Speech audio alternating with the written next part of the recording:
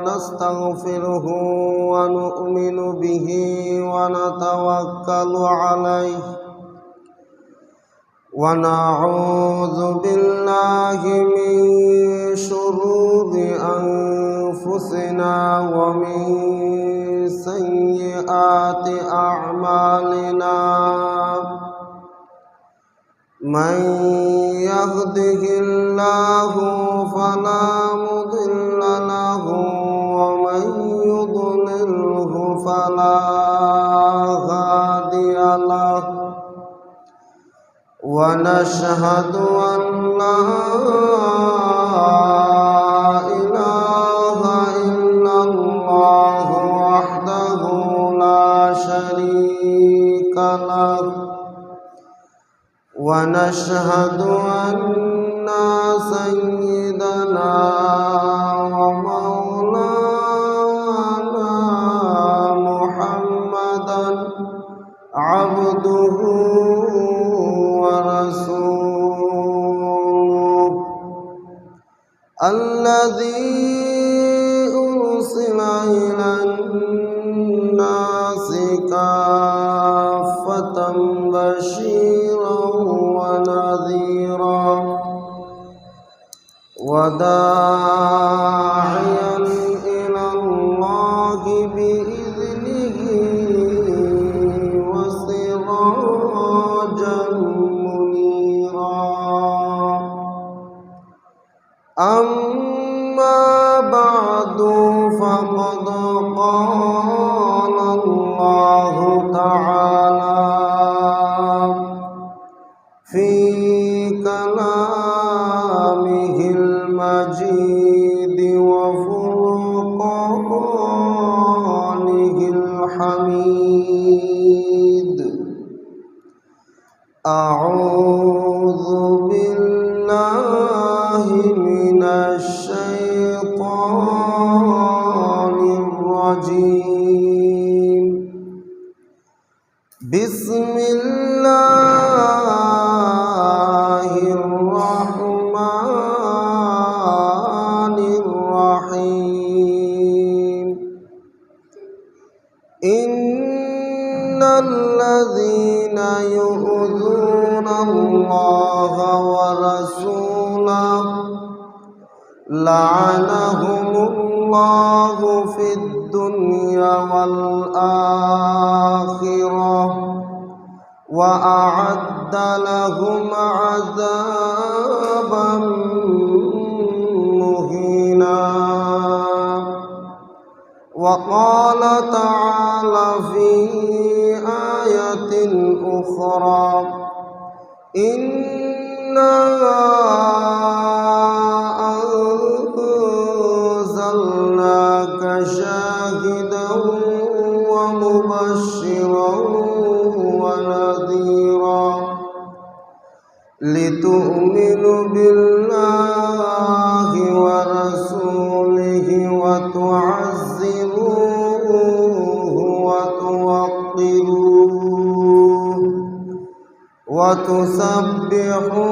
وتسبحوه بكرة وأصيلا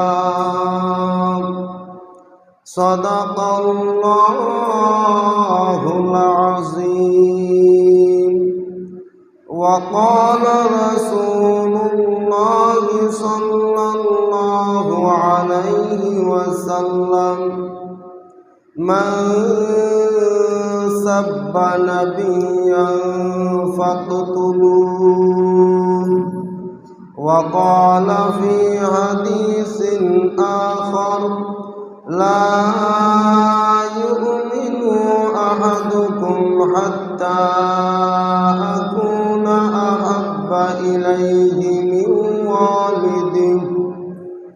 من والده وولده والناس أجمعين أو كما قال عليه الصلاة والسلام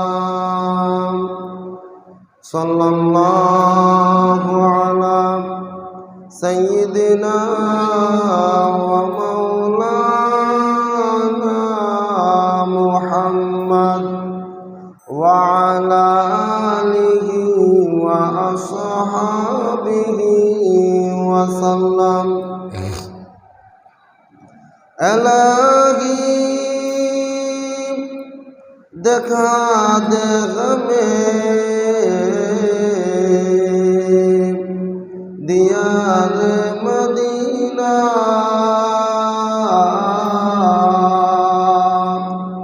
इलाही बना दे हमें गुबार मदीना बलगल उला बिकमालिही कशफ तुजा बिजमालिह हसनत जमीउ खिसालिह सल्लु अलैहि व आलिहि। আলহামদুলিল্লাহ, মহান আল্লাহ পাক রব্বুল ইজ্জতের দরবারে অসংখ্য গণিত লক্ষ কোটি শুকরিয়া জ্ঞাপন করছি, যিনি আমাদেরকে বিনা দরখাস্তে বিনা আবেদনে এমন একজন নবীর উম্মত হিসেবে দুনিয়াতে পাঠিয়েছেন, যে নবীর উম্মত হওয়ার জন্য অন্যান্য নবীগণও ইচ্ছা করেছিল, অন্যান্য নবীগণও তামান্না করেছিল, অন্যান্য নবীগণ ইচ্ছা করেছিল। এই কথার অর্থ হলো যে হে আল্লাহ, আমাদেরকে নবুয়তের দায়িত্ব, রিসালতের দায়িত্ব ঠিক রেখে যদি আখিরি নবীর উম্মত বানাইতেন তাহলে আমরা আরও বেশি ধন্য হতাম, উপকৃত হতাম। এই কথাটার মধ্যে আমাদের সমাজের এক শ্রেণীর আলেম উলামাগণ বা সাধারণ মুসলমানগণ বলতে গিয়ে ভুল করে। তারা বলে যে আমাদেরকে যদি নবী না বানায়া আখিরি নবীর উম্মত বানাইতেন তাহলে আমরা ধন্য হতাম। আসলে কথাটা এইভাবে নয়, এইভাবে বলাটা ভুল। কারণ আখিরি নবীর উম্মত যতই দামি হোক না কেন, কোনো একজন নবী রাসূলের চাইতে বেশি দামি নয়। এই জন্য কথাটা এইভাবে হবে। সঠিক কথাটা হলো এই যে আমাকে নবী এবং রাসূল ঠিক রাখা, নবী এবং রাসূল বানানোর পরে, নবুয়ত রিসালতের দায়িত্ব দেওয়ার পরে আরও যদি আখিরি নবীর উম্মত হওয়ার সৌভাগ্য লাভ করতে পারতাম, আখিরি নবীর উম্মত বানাইতেন, তাহলে আমরা আরও বেশি ধন্য হতাম, উপকৃত হতাম। তাহলে আমরা আল্লাহর দরবারে লক্ষ কোটি শুকরিয়া জ্ঞাপন করছি, যিনি আমাদেরকে বিনা দরখাস্তে আখিরি নবীর উম্মত হিসেবে নির্বাচিত করেছেন এবং আল্লাহর ঘর মসজিদে আসার এবং বসার মতো তৌফিক এনায়েত করেছেন। এই জন্য সবাই অন্তরের অন্তঃস্থল থেকে কালিমাতুশ শুকর আদায় করে বলি আলহামদুলিল্লাহ। আজকে অত্যন্ত ভারাক্রান্ত হৃদয়ে কিছু কথা বলতে হচ্ছে। সেটা হচ্ছে, আমরা যে নবীকে নিজের জানের চাইতে, নিজের বাবা মার চাইতে, নিজের পরিবার পরিজনের চাইতে, নিজের সন্তান সন্ততির থেকে, নিজের মাল সম্পদ থেকে বেশি মহব্বত করি, সেই নবীকে নিয়ে গত কিছুদিন আগে ভারতের ক্ষমতাসীন বিজেপি সরকারের সংসদ সদস্য হিন্দু পুরোহিত পণ্ডিত রামগিরি রাসূলকে নিয়ে কটাক্ষ করেছে। তার এই কটাক্ষ করার পর থেকে মুসলিমদের অন্তরে রক্তকরণ হচ্ছে। এই জন্য আজকে অত্যন্ত ভারাক্রান্ত হৃদয়ে কথাগুলো বলতে হচ্ছে। যারা শাতেমে রাসূল হয়, যারা সাব্বুর রাসূল হয়, রাসূলকে গালিদাতা হয়, তাদের বিধান কি হবে, এই ব্যাপারে আজকে আলোচনা করব কোরআন এবং হাদিসের আলোকে। এবং আমরা শুধু করি কি, শুধু আলোচনা করে ক্ষান্ত হয় না, এর বাস্তব প্রতিক্রিয়া জানাতে হবে। আমরা যার যতটুকু শক্তি আছে, কুওয়াত আছে, সেই সর্বশক্তি ব্যয় করে যারা শাতেমে রাসূল হবেন, সাব্বুর রাসূল হবেন, রাসূলদেরকে গালিদাতা হবেন, সর্বশক্তি ব্যয় করে তাদেরকে প্রতিহত করতে হবে, তাদের বিরুদ্ধে মাঠে ময়দানে মঞ্চ গরম করতে হবে, তাদের বিরুদ্ধে যথাযথ ব্যবস্থা নিতে হবে। যদি আমি ব্যক্তিগতভাবে তার বিরুদ্ধে যথাযথ ব্যবস্থা না নিতে পারি, তাহলে যতদিন পর্যন্ত আমাদের দেশের সরকার তার বিরুদ্ধে পদক্ষেপ না নিবে, ততদিন পর্যন্ত রাজপথ ঘেরাও করা থাকবে। এই হচ্ছে মুসলমানদের ইমানের দাবি। সম্মানিত মুসলিয়ানে কেরাম, আমি খুতবার মধ্যে যে আয়াতটুকু তেলাওয়াত করেছি, এই আয়াতের মধ্যে আল্লাহ রাব্বুল আলামিন বলেন, ইন্নাল্লাযীনা ইউযুনাল্লাহা ওয়া রাসূলাহু লা'আনাহুমুল্লাহু ফিদ দুনিয়া ওয়াল আখিরাহ লা'আনাহুমুল্লাহু ফিদ দুনিয়া الدنيا والآخرة وأعد لهم عذابا مهينا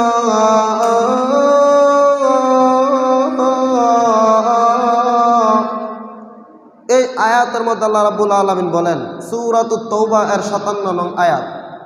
এই আয়াতের মধ্যে আল্লাহ বলেন, ইন্নাল্লাযীনা ইউযুনাল্লাহা ওয়া রাসূলা, যারা আল্লাহ এবং আল্লাহর রাসূলকে কষ্ট দেয়, লাআনাহুমুল্লাহু ফিদ দুনিয়া ওয়াল আখিরা, আল্লাহ তাআলা তাদেরকে দুনিয়া এবং আখিরাতে লানত করেছেন। আর কি করেছেন আল্লাহ বলেন, ওয়া আ'আদ্দা লাহুম আযাবান মুহিনা,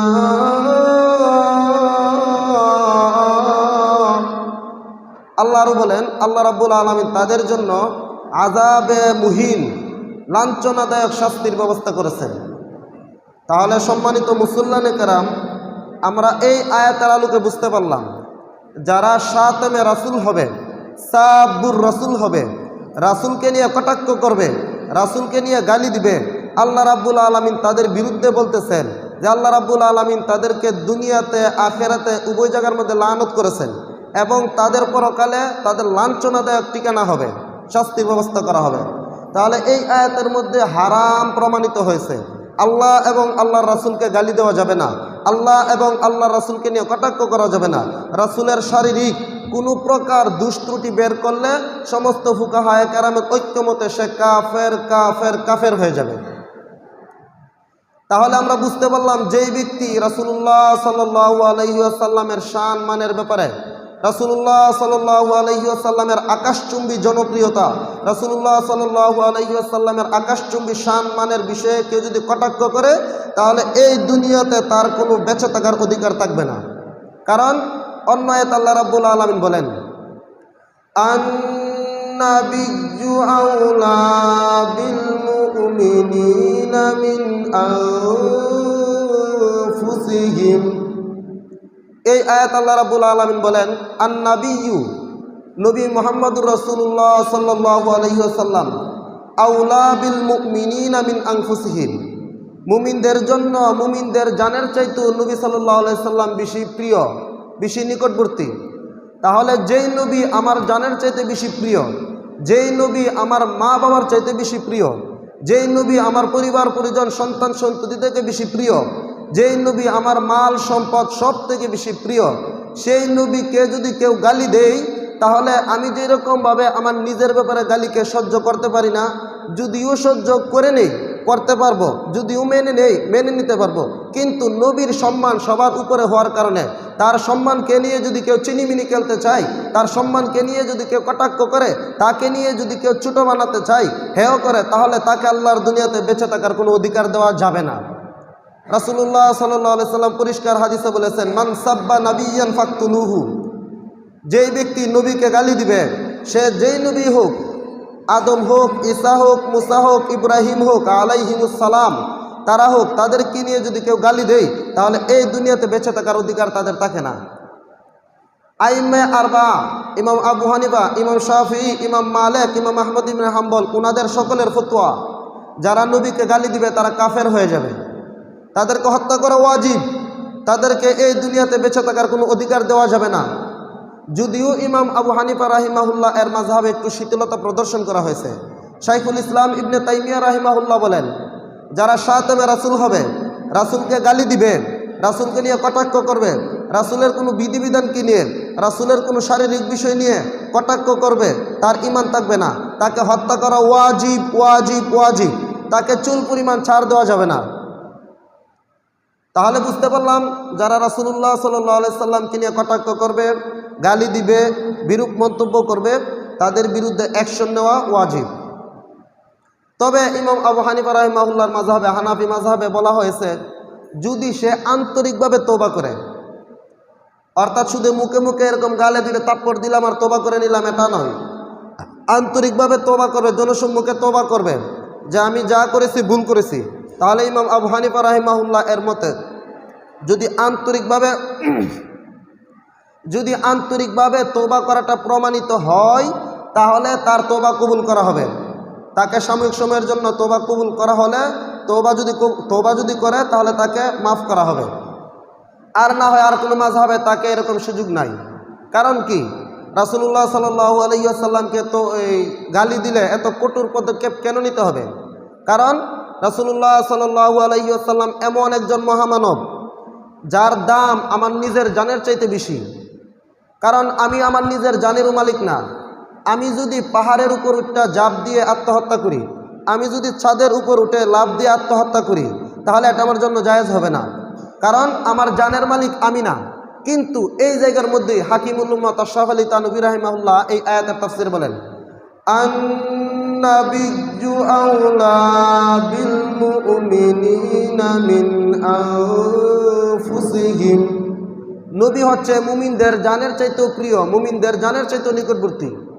এই আয়াতের ব্যাখ্যায় হাকিমুল উম্মত শাহ মুজাদ্দিদ আশরাফ আলী থানভী রাহিমাহুল্লাহ বলেন যে কোনো মুমিন যদি ইচ্ছা করে নিজে নিজে আত্মহত্যা করতে জায়েজ নাই। আগুনে পুড়ে আত্মহত্যা করবে, পানিতে ডুবে আত্মহত্যা করবে, ছাদ থেকে লাফ দিয়ে পরে আত্মহত্যা করবে, এটা তার জন্য জায়েজ নাই। কারণ সে তার নিজের জানের নিজের প্রাণের মালিক নয়। কিন্তু নবী যদি বলে তুমি এই মুহূর্তে পাহাড় থেকে লাফ দিয়ে আত্মহত্যা করো, তাহলে নবী বলার কারণে এতক্ষণ যেটা হারাম ছিল, এতক্ষণে নবী বলার কারণে সেটা হালাল হয়ে গেছে, বৈধ হয়ে গেছে। তাহলে এটার দ্বারা প্রমাণিত হলো নবীর শান মান মর্যাদা আমাদের নিজেদের জানের চাইতেও বেশি, জানের চাইতেও প্রিয়। এই জন্য আমাকে কেউ গালি দিলে তাকে আমি মাফ করার সুযোগ আছে, আমার মা বাবাকে কেউ কটাক্ষ করলে তাকে মাফ করার সুযোগ আছে। কিন্তু আমার নবীকে যদি কেউ গালি দেয় তাহলে তাকে মাফ করার সুযোগ নাই। কারণ এই নবীজির মাধ্যমে আমরা হেদায়েত পেয়েছি, এই নবীজির মাধ্যমে আমরা দুনিয়াতে রহমত পেয়েছি। এই নবীজি যদি আমাদেরকে হেদায়েতের রাস্তা না দেখাতেন তাহলে আমরা চির সুখের ঠিকানা, শাস্তির ঠিকানা জাহান্নামবাসী হতে হলো। এরপরের অংশে আল্লাহ রাব্বুল আলামিন বলেন, লিতুমিনু বিল্লাহি ওয়া রাসূলিহি ওয়া তুআজ্জিরুহু ওয়া তুওয়াক্কিরুহু ওয়া তুসাব্বিহুহু বুকরাতাও ওয়া আসীলা।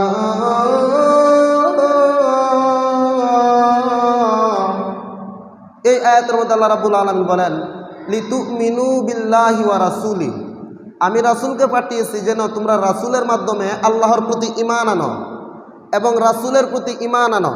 ওয়া তুআজ্জিরুহু, এবং রাসূলকে সাহায্য করো। ওয়া তুওয়াক্কিরুহু, এবং রাসূলকে সম্মান করো। ওয়া তুওয়াক্কিরুহু ওয়া তুআজ্জিরুহু ওয়া তুওয়াক্কিরুহু ওয়া তুসাব্বিহুহু বুকরাতাও ওয়া আসীলা, এবং তোমরা আল্লাহ তাআলার তাসবিহ পাঠ করো সকাল বিকাল। মানে নামাজ সহ আরও যত ইবাদত আছে সেগুলা তাসবিহ এর অন্তর্ভুক্ত। তাহলে এই আয়াতের মধ্যে আল্লাহ রাব্বুল আলামিন বলেছেন আমি রাসূলকে পাঠিয়েছি তোমরা তাকে সম্মান করো। এই জন্য রাসূলকে সম্মান করা ওয়াজিব, ফরজ, ফরজে আইন, সবাইকে সম্মান করতে হবে। এই সম্মানিত মানুষকে যদি কেউ নিয়ে কটাক্ষ করে সেটার জবাবদিহিতা করাও আমাদের জন্য ফরজ হয়ে যায়। এই জন্য রাসূল নিজেই বলেন, মান সাব্বা নাবিয়ান ফাকতুলুহু, যে নবীকে গালি দিবে বা সে যে নবী হোক তাকে তোমরা হত্যা করো। সেই আয়াত এবং হাদিসের ভিত্তিতে তাদেরকে হত্যা করা ফরজ হয়ে যায়, ওয়াজিব হয়ে যায়। তাহলে আমরা দেখি বাস্তবে এমনই হয়েছে। ব্লগার রাজীব, সে রাসূলকে নিয়ে কটাক্ষ করেছিল, তাকে বালিশ চারা শুয়ে দেওয়া হয়েছে। এরকমভাবে যুগে যুগে যত লোক রাসূলকে নিয়ে কটাক্ষ করেছে, রাসূলের আশিকিন, তারা রাসূলুল্লাহ সাল্লাল্লাহু আলাইহি ওয়াসাল্লামের গালিদাতাকে, কটাক্ষকারীকে উচিত জবাব দিয়েছে। তারা পরিপূর্ণ ইমানদার, আমরা শুধু জিলাপি, খিচুড়ি, বিরিয়ানি ইত্যাদি নিয়ে ব্যস্ত। 12 রবিউল আউয়ালে চট্টগ্রামে লক্ষ লক্ষ মানুষ রাসূলের জশ্নে জুলুসে ঈদে মিলাদুন্নবী পালন করেছে। কই তোমাদেরকে তো দেখি না আজকে যারা রাসূলকে গালি দিয়েছে তাদের বিরুদ্ধে আন্দোলন করতে। চট্টগ্রামে লক্ষ লক্ষ লোক সমাবেত হয়েছিল কি খাওয়ার জন্য? জিলাপি খাওয়ার জন্য। কারণ এমন কোনো মিলাদ নাই যে মিলাদের শেষে জিলাপি নাই, এমন কোনো মিলাদুন্নবী নাই যে মিলাদুন্নবীর শেষে কি নাই, খিচুড়ি নাই, বিরিয়ানি নাই। তাহলে তোমরা বিরিয়ানি খাওয়ার সময় পাওয়া যায়, জিলাপি খাওয়ার সময় পাওয়া যায়, খিচুড়ি খাওয়ার সময় পাওয়া যায়, নরম নরম কাজের সময় পাওয়া যায়। কিন্তু আমার রাসূলকে যখন গালি দেয়, তোমরা তো চট্টগ্রামে লক্ষ লক্ষ মুসলমানরা জোড়া হও নাই? তোমাদের তো উচিত ছিল লক্ষ লক্ষ কি কোটি কোটি মুসলমানরা তোমরা জড়ো হওয়ার সেখানে উচিত ছিল। তোমরা পাকিস্তান থেকে তাহের শাহকে বারাটিয়া হিসেবে আনো মিলাদুন্নবী পালন করার জন্য। শুধু পাকিস্তান থেকে তাহের শাহকে আনে 12 রবিউল আউয়ালের মধ্যে খিচুড়ি খাওয়ার জন্য, আনন্দ মিছিল করার জন্য। সেই আলোচনা আপনারা শুনেছেন, অথচ সেটা আনন্দের দিন ছিল না, সেটা ছিল সুখ দিবস। সুখ দিবসে তারা আনন্দ মিছিল করে। কত মাথা নষ্ট হলে এরকম কাজ করতে পারে? তাহলে আমার কথা হলো, তোমরা যদি 12 রবিউল আউয়ালে মিলাদুন্নবী পালন করতে পারো, খিচুড়ি খাইতে পারো, বিরিয়ানি খাইতে পারো, তাহলে আজকে যারা রাসূলকে নিয়ে কটূক্তি করে গালি দেই, তাদের বিরুদ্ধে তো তোমাদের সর্বপ্রথম মাঠে আসা উচিত ছিল। যে যারা আমার রাসূলকে গালি দিবে তাদেরকে 1 সেকেন্ড দুনিয়াতে বাঁচার অধিকার নাই, এইরকম কোনো পদক্ষেপ তো তোমরা নাও নাই, তোমরা নেও নাই, আমরা দেখেছি, দেখতেছি। তাহলে তোমরা কিসের আশিক রাসূল হলে? এটার দ্বারাই প্রমাণিত হলো তোমরা হচ্ছে সুবিধাবাদী। যেই দিকে বিরিয়ানি আছে সেই দিকে তোমরা আছো, যেই দিকে খিচুড়ি আছে সেই দিকে তোমরা আছো। আমি কাউকে ছোট করার উদ্দেশ্য না, বাস্তবতা বোঝানোর জন্যে এই কথাগুলো, কাউকে কটাক্ষ আর ছোট করার জন্য নয়, কারোর সাথে দাঙ্গা বাড়ানোর জন্য নয়, বাস্তব চিত্রটা ফুটিয়ে তোলার জন্য বলতেছি। তোমরা রাসূলের জন্য এত কিছু করো, নিজে বড় বড় ব্যানারের মধ্যে আশিকে রাসূল, বিশ্ব রাসূল দিবস, বিশ্ব আশিকে রাসূল উদযাপন করতেছ। আশিকে রাসূলরা কই? এই স্লোগানের মধ্যে, এই রাসূলকে কটাক্ষ করার মধ্যে, রাসূলকে গালি দেওয়ার মধ্যে তো তোমাদেরকে দেখি নাই। তাহলে তোমরা কিসা আশিকে রাসূল হলা? তোমরা বন্ড, এটা শতভাগ প্রমাণিত হয়েছে। সম্মানিত হাজিরিন, যে আয়াত তেলাওয়াত করেছিলাম, সেই আয়াতের মধ্যে আল্লাহ রাব্বুল আলামিন বলেন যে রাসূলুল্লাহ সাল্লাল্লাহু আলাইহি ওয়াসাল্লামকে কোনো প্রকার কষ্ট দেওয়া যাবে না। তাহলে আমরা এতক্ষণের আলোচনা দ্বারা বুঝতে পারলাম রাসূলুল্লাহ সাল্লাল্লাহু আলাইহি সাল্লামকে কোনো প্রকার গালি দিলে সেটা সহ্য করা হবে না। তারপর রাসূলুল্লাহ সাল্লাল্লাহু আলাইহি ওয়াসাল্লাম আমাদের জানের চাইতে প্রিয় কেন? রাসূলুল্লাহ সাল্লাল্লাহু আলাইহি ওয়াসাল্লাম আমার মা বাবার চাইতে প্রিয় কেন? আমাকে যদি কেউ গালি দেয় তাকে মাফ করার সুযোগ আছে, আমার মা বাবাকে গালি দিলে মাফ করার সুযোগ আছে, কিন্তু রাসূলকে গালি দিলে মাফ করার সুযোগ নাই কেন? আমি 2-3টা আয়াতের মধ্যে অলরেডি বলে ফেলছি। এবার বাকি আলোচনা শুনুন। আল্লাহ রাব্বুল আলামিন সূরা তাওবার শেষ আয়াতে বলেন,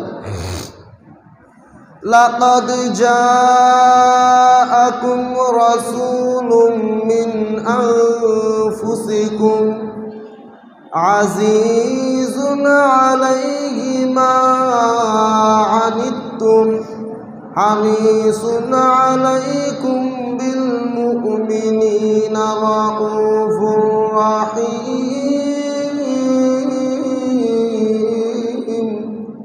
এই আয়াতের মধ্যে আল্লাহ রাব্বুল আলামিন বলেন, লাকাদ জাআকুম রাসূলুম মিন আনফুসিকুম, নিশ্চয় রাসূল তোমাদের মধ্য থেকেই এসেছেন।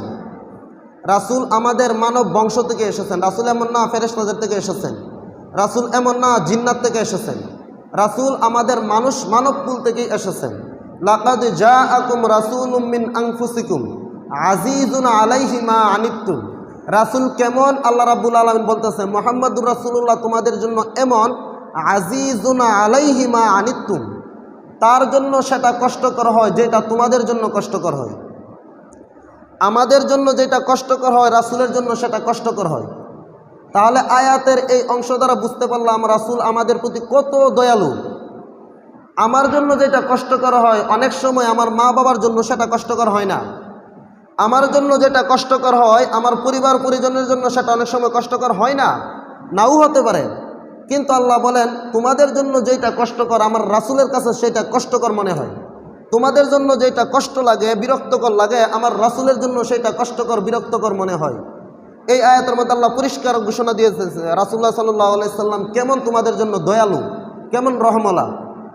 লাকাদ জাআকুম রাসূলুম মিন আনফুসিকুম আজিজুন আলাইহি মা আনিতুম হারিসুন আলাইকুম বিল মুমিনিনা রাউফুর রাহিম। এই আয়াতের মধ্যে আল্লাহ বলেন হারিসুন আলাইকুম বিল মুমিনিনা, উনি মুমিনদের প্রতি লুবি, লুবাতুর। কিসের লুবি? তাহতাদু, যেন তারা হেদায়েত গ্রহণ করে। হারিসুন আলাইকুম বিল মুমিনিনা রাউফুর রাহিম। রাসূলুল্লাহ সাল্লাল্লাহু আলাইহি সাল্লাম মুমিনদের প্রতি লুবি, ধন সম্পদের নয়। রাসূলুল্লাহ সাল্লাল্লাহু আলাইহি ওয়াসাল্লাম তামান্না করতেন, চাইতেন যে জগৎবাসী সবাই যেন হেদায়েত গ্রহণ করে। যদি হেদায়েত গ্রহণ করে, আল্লাহ রাব্বুল আলামিন বলেন ইন্নাল্লাযীনা আমানু ওয়া আমিলুস সালিহাত কানাত লাহুম জান্নাতুল ফিরদাউসি নুজুলা খালিদিনা ফিহা আবাদা। এই আয়াতের মধ্যে আল্লাহ বলেন যারা হেদায়েত গ্রহণ করবে তাদেরই লাভ হবে, তারা চিরকালের শান্তির ঠিকানা জান্নাতে বসবাস করতে পারবে। তাহলে রাসূলুল্লাহ সাল্লাল্লাহু আলাইহি সাল্লাম আমাদের প্রতি কিসের লোভী ছিলেন? আমরা সবাই যেন হেদায়েত গ্রহণ করি। দেখেন, আমি যেটা বুঝাইতে চাইতেছি সেটা হচ্ছে রাসূলুল্লাহ সাল্লাল্লাহু আলাইহি ওয়াসাল্লাম আমাদের জন্য কেমন ছিলেন আর আমরা রাসূলের জন্য কেমন হয়েছি। এটা আবার বোঝানোর জন্য ছোট্ট করে আবার ওইটা বলি যে 12ই রবিউল আউয়ালে পাকিস্তান থেকে ভাড়া করে তাহের শাহকে আনা হতো জশ্নে জুলুসে ঈদে মিলাদুন্নবী পালন করার জন্য, সিন্নি খাওয়ার জন্য, বিরিয়ানি খাওয়ার জন্য, খিচুড়ি খাওয়ার জন্য, জিলাপি খাওয়ার জন্য তাহের শাহকে পাকিস্তান থেকে আনতো। আপনারা উত্তর দেবেন আজকে আমার কথার। আজকে ভারতের মধ্যে ক্ষমতাসীন বিজেপি সরকারের সংসদ সদস্য হিন্দু পুরোহিত পণ্ডিত রামগিরি মহারাজ রাসূলকে নিয়ে কটাক্ষ করেছে। কই তোমরা আশেকে রাসূল যারা ছিলা, যারা জশ্নে জুলুসে ঈদে মিলাদুন্নবী পালন করেছো, যারা ঈদের জন্মদিনে বিরিয়ানি খাইতা, খিচুড়ি খাইতে, যারা জিলাপি খাইতে, তোমরা আজকে কি চট্টগ্রামে তাহের শাহকে এনে মানববন্ধন করেছো? তোমরা 12ই রবিউল আউয়ালে লক্ষ লক্ষ মানুষ সমবেত হয়েছিল, জমা হয়েছিল রাসূলের আনন্দ খুশির দিন পালন করার জন্য। আজকে রাসূলকে কটাক্ষ করেছে, রাসূলকে গালি দিয়েছে। তোমরা সেই দিনে তাহের শাহকে এনো কেন? সেই দিন তাহের শাহকে এনো কেন? তার প্রতিবাদ করে নাই, তার বিরুদ্ধে মিটিং মিছিল আন্দোলন করে নাই কেন? তাহলে এটা দ্বারা স্পষ্ট প্রমাণিত হয়েছে তোমরা রাসূলের আশেক না, তোমরা হচ্ছে বন্ড বন্ড ভণ্ড।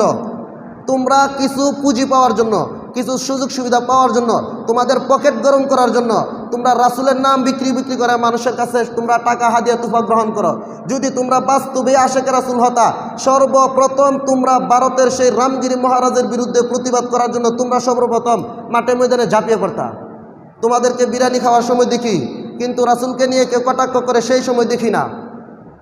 তাহলে এটার দ্বারা স্পষ্ট প্রমাণিত হলো আশেকে রাসূল শুধু স্লোগান দিলেই হয় না, বুকের মধ্যে কালি দিয়ে লেখলেই হয় না বিশ্বে আশেকে রাসূল দিবস। আশেকে রাসূলের প্রমাণ হচ্ছে যেই সময় যেটা প্রয়োজন সেটা করতে হবে। রাসূলুল্লাহ সাল্লাল্লাহু আলাইহি ওয়াসাল্লাম শুধু টুপি মাথায় দিয়েছে, শুধু টুপি মাথায় দেওয়া সুন্নত নয়, মাথার মধ্যে লোহার টুপি পরিধান করা সুন্নত। রাসূলুল্লাহ সাল্লাল্লাহু আলাইহি ওয়াসাল্লাম শুধু মানুষের পিঠের মধ্যে হাত ঘষিয়ে ঘষে বলতেছেন ভাই ইসলাম গ্রহণ করো, তোমাদের জন্য কল্যাণ হবে। শুধু মানুষের পিঠে হাত ঘষানো সুন্নত নয়, মানুষের বিরুদ্ধে তরবারি ধারণ করা সেটাও সুন্নত। শুধু মানুষকে নরম নরম কথা বলা সুন্নত নয়, মানুষের বিরুদ্ধে গরম গরম কথা বলাও সুন্নত। শুধু মানুষকে হেদায়েতের দিকে ডাকা সুন্নত নয়, মানুষদেরকে জিহাদের দিকে ডাকাও সুন্নত। আজকে মুসলমান এত লাঞ্ছিত অপদস্থ কেন হচ্ছে? মুসলমান লাঞ্ছিত অপদস্থ এই জন্যই হচ্ছে যে তারা জিহাদকে ভুলে গিয়েছে। আজকে আমাদের দেশের যুব সমাজ যারা স্কুল কলেজ ইউনিভার্সিটিতে পড়ে, তারা কি সারাদিন মোবাইল নিয়ে ফিফজি ফ্রি ফায়ার আর নাটক সিনেমা নিয়ে ব্যস্ত। এগুলা ইহুদি খ্রিস্টানরা তাদেরকে কৌশলে ভিতর থেকে ইমানি জজবা জিহাদি প্রেরণাকে উঠিয়ে দেওয়ার জন্য এরকম করেছে। আজকে আমাদের মুসলমান জিহাদ কি সেটা চিনেই না। আল্লাহ রাব্বুল আলামিন সূরা তওবাতে বলেন ইন্নাল্লাহা আশতারা মিনাল মুমিনিনা আনফুসাহুম ওয়া আমওয়ালাহুম বিআন্না লাহুমুল জান্নাহ। এই আয়াতের মধ্যে আল্লাহ বলেন আল্লাহ মুমিনদের জান কিনে নিছে। আল্লাহ রাব্বুল আলামিন মুমিনদের জান, আমাদের প্রাণ আল্লাহ কিনে নিয়েছেন। স্পষ্ট ইন্নাল্লাহা আশতারা, শারা ইয়াশরা, ইশতারা ইয়াশতারি মানে কিনে নেওয়া। ইন্নাল্লাহা নিশ্চয় আল্লাহ তাআলা, ইশতারা কিনে নিয়েছে, মিনাল মুমিনিনা মুমিনদের থেকে, আনফুসাহুম তাদের নিজেদের জান। এই যে আমরা মুমিন বলি, আমাদের জান আল্লাহ কিনে নিয়েছেন। সূরা তওবাতে বলেন শেষের দিকে ইন্নাল্লাহা আশতারা মিনাল মুমিনিনা আনফুসাহুম, তাদের জানকে আল্লাহ কিনে নিয়েছে। কিভাবে? আল্লাহ রাব্বুল আলামিন আমাদের জানকে কিসের বিনিময়ে কিনছেন? টাকা পয়সা সম্পদের বিনিময়ে কিনে নাই। বিআন্না লাহুমুল জান্নাহ, আল্লাহ রাব্বুল আলামিন জান্নাতের বিনিময়ে মুমিনদের জান কিনে নিয়েছেন। তাহলে মুমিনরা তাদের জানকে আল্লাহর জন্য ওয়াকফ করে দিয়েছে। তারা জানের বয়ে মালের বয়ে রাসূলের বিরুদ্ধে কেউ কটাক্ষ করলে মুখ খুলবে না, সেটা হতে পারে না। সেটা জাতীয় পর্যায়ের গাদ্দারি হবে, নিমক হারামি হবে। এই জন্য আমি যে আয়াতটুকু তেলাওয়াত করেছি, অনেকটা আয়াত তেলাওয়াত করেছি, সবগুলা রাসূলের শান মান ইজ্জতের ব্যাপারে। আল্লাহ নয়তো বলেন ওয়ারাফা'না লাকা যিকরাক, হে নবী আমি আপনার শান মান মর্যাদাকে আকাশচুম্বী করেছি। তাহলে যেই নবীর শান মান মর্যাদা, যেই নবীর ইজ্জত সম্মান আমাদের নিজের জানের চাইতে প্রিয়, সেই নবীকে যদি কেউ কটাক্ষ করে তাহলে তাকে বিন্দু মাত্র ছাড় দেওয়ার সুযোগ নাই।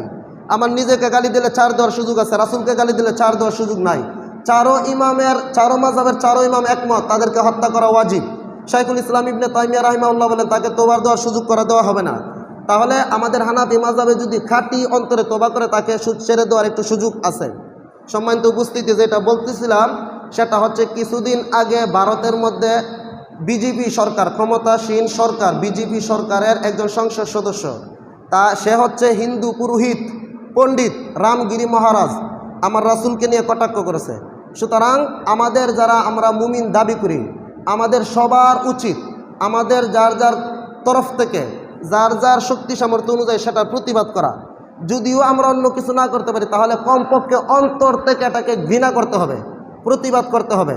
তাহলে আমরা নিজেদেরকে কিছুটা ইমানদার দাবি করতে পারবো। আল্লাহ রাব্বুল আলামিন আমাদের সবাইকে খাঁটি আশিকে রাসূল হওয়ার তৌফিক দান